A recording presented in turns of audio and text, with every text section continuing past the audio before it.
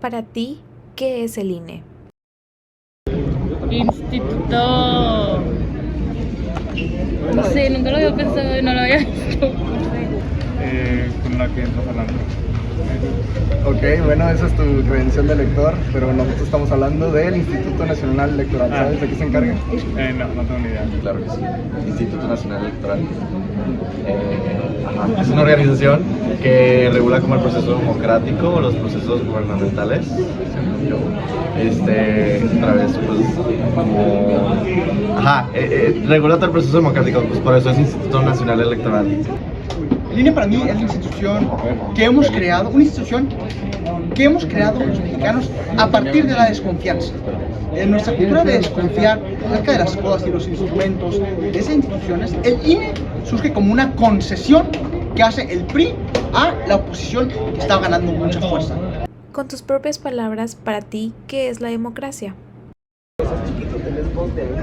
Una manera en la cual el público puede votar y libremente ver quién nos va a regir, básicamente son reglas y son ámbitos y normativas para que pueda ver cuál va a ser el poder que va a decidir para el país. Pues que todos tengan una voz y un voto, pero al parecer en México no existe eso. Yo creo que la democracia, pues, es un sistema, según yo, es un sistema gubernamental en el cual se basa en la toma de decisiones en base a lo que las mayorías quieren. Tiene sus desventajas, claro, que muchas veces no se escuchan las minorías, pero creo que si se aplica de manera correcta, va a traer muchos beneficios a la sociedad. Bienvenidos a todos y todes. En este video informativo les vamos a hablar un poco más acerca del Instituto Nacional Electoral de México. Para empezar, ¿qué es el INE? No sé qué es el INE. El INE es una institución no gubernamental y que es autónoma y se encarga de dirigir y realizar las elecciones federales. En estas elecciones se elige a un presidente, a los senadores, los diputados y cualquier representante en el ámbito gubernamental. Se dedica a sancionar a aquellos que fallan con el cumplimiento de las leyes, a organizar elecciones y dirigirlas. Ahora bien, su misión es garantizar el correcto proceso de las elecciones y de igual manera garantizar procesos libres, equitativos y confiables. El INE se encarga de proveer que se cumplen los derechos político-electorales y que se construya una comunidad democrática para el desarrollo de los mexicanos. Por otro lado, su visión es ser una institución transparente y que atribuye a la cultura y convivencia de los mexicanos, que de igual manera refuerza una institución moderna y eficiente. Además de brindarte la confianza suficiente a los mexicanos y que las elecciones se vuelvan un proceso equitativo e imparcial.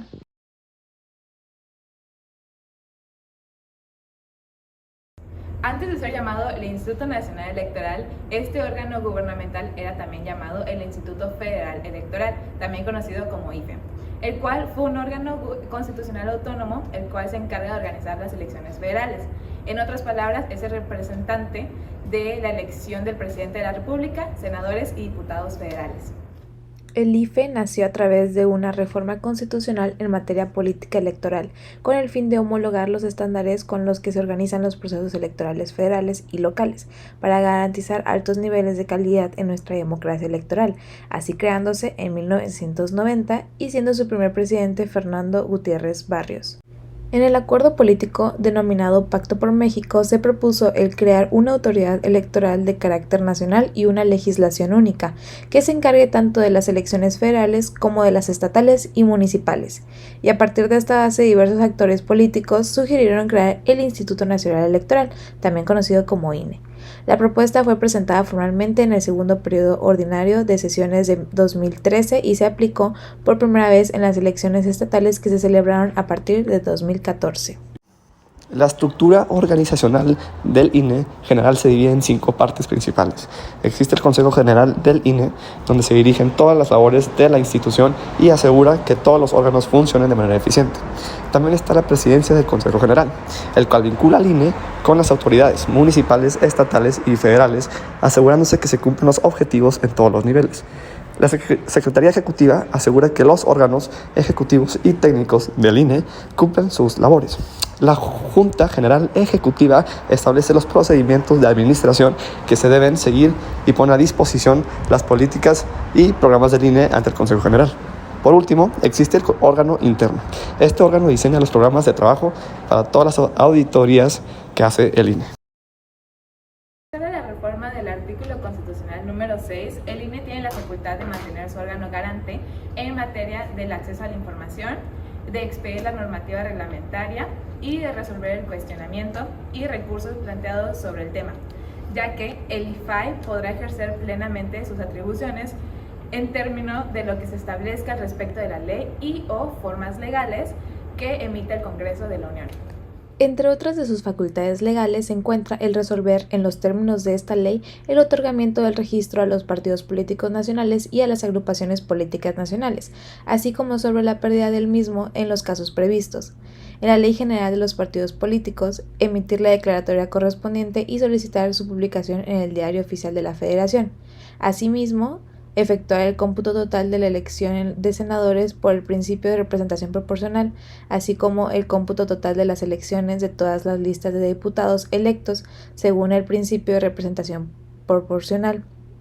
De igual manera, hacer la declaración de validez de las elecciones de senadores y diputados.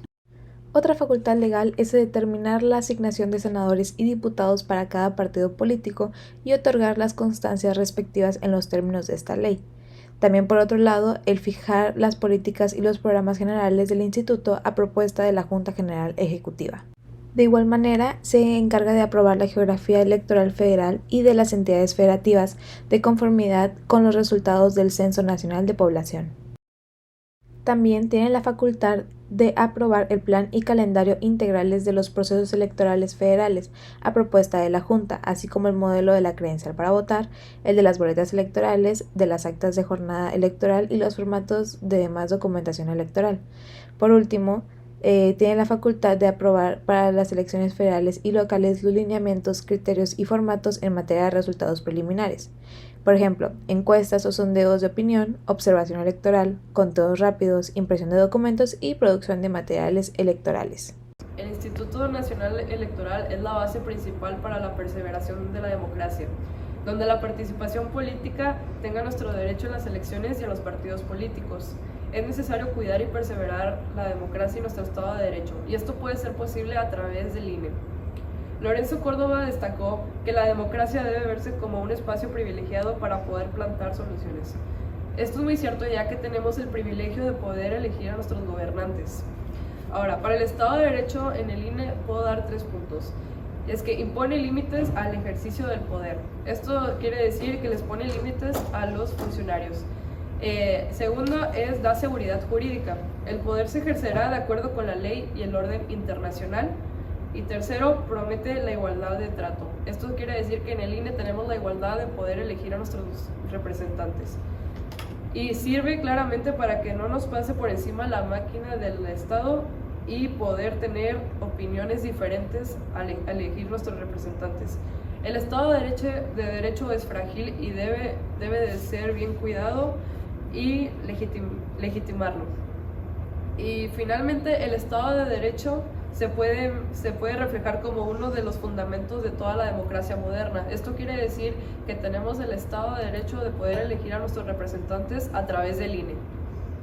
El pasado 7 de diciembre, el INE tuvo la controversia de que el presupuesto de egresos de la Federación fue rechazado tras la falta de aprobación de 4.913 millones de pesos que fueron solicitados. De por sí el INE ya no tiene dinero tras este recorte de presupuesto. La revocación de mandato terminó quebrando financieramente al instituto y dejándolos mal ante la opinión pública. El Instituto Nacional Electoral promovió este martes una demanda de controversia constitucional ante la Suprema Corte de la Justicia de la Nación, en contra del decreto del presupuesto de egresos de la Federación para el ejercicio fiscal del 2022, publicado el 29 de noviembre pasado en el Diario Oficial de la Federación. En dicho decreto, la Cámara de Diputados resolvió, entre otros aspectos, aplicar un recorte por 4.913 millones de pesos al presupuesto. Ahora bien, las opiniones al respecto de esta institución son muy importantes, ya que depende mucho también su existencia y el desempeño de estas. Tras la reciente revocación de mandato, el presidente López Obrador ha hecho muchas críticas a esta institución ante la ejecución de estas votaciones, ya que se ha vuelto un tema recurrente de desprestigio por parte del presidente a la institución tras varios ejercicios de consulta que ha pedido que se organicen. Manuel Guadarrama, del Centro de Investigación en Política Pública, escribió al respecto de las críticas a la institución. Él establece que la creación del INE y su diseño institucional es producto de una larga evolución y conlleva que las opiniones y ataques sobre el desempeño del INE siempre estarán. Siempre existe un área de mejora, sin embargo, el hecho es que el INE, como órgano constitucionalmente autónomo, cumplió su objetivo, ser vigilante de la voluntad popular. La institución ha trabajado conforme se marca la Constitución, llevó a cabo la organización de las elecciones siguiendo los principios de certeza, legalidad, independencia e imparcialidad que están establecidos. En cuestión de estadísticas podemos ver la participación ciudadana de 1991 al 2015. Podemos observar que en 1994 hubo un incremento de 75%, y así se fue dando una secuencia. Pero ¿qué pasó en el 2015, Patricio? Hubo una disminución, como vemos a comparación de 2012, cada año se dio la secuencia, como mencionó mi compañera Gabriela, que cada año fue disminuyendo y luego incrementando en una variación constante de los mismos niveles. En los recientes ataques hacia la reducción del presupuesto del INE del gobierno actual, uno de los mayores argumentos fue su comparación a nivel internacional frente a institutos electorales de los distintos países, ya que se pensaba que el Instituto de México era uno de los que más dinero gastaba a la hora de organizar las distintas elecciones en su país. Por ejemplo, en 2018, en Brasil, el presupuesto para el Tribunal Superior Electoral fue de alrededor de $1.000 millones, de los cuales 520 millones fueron para el financiamiento de partidos y campañas. Ese mismo año, el presupuesto del INE fue de $1.300 millones, de los cuales incluyeron 365 millones para el financiamiento público a partidos y campañas. La diferencia es que en Brasil los partidos no reciben financiamiento adicional a nivel estatal, como sí sucede en México. Además, Brasil usa urna electrónica desde hace años, lo que impacta en menores costos para sus elecciones. Por otro lado, en Perú, para organizar las elecciones legislativas de 2020, se autorizó el uso de $42 millones tanto para las actividades de la Oficina Nacional de Procesos Electorales como del Jurado Nacional de Elecciones y del Registro Nacional de Identificación y Estado Civil. Estas instituciones realizan tareas vinculadas a las elecciones y que en México están concentradas solamente en el INE. Dentro del presupuesto original que tenía el INE para 2020, se contó con $44 millones para la organización de los procesos electorales de 2020 en 2021. Tomando en cuenta la información proporcionada en este video, esperemos que haya quedado muy claro lo que hace el Instituto Nacional Electoral y cuáles son sus funciones, así como su estructura y su origen. Entre otros puntos tocados en el video, muchas gracias por su atención y esperemos que este video informativo haya sido de su agrado. Gracias.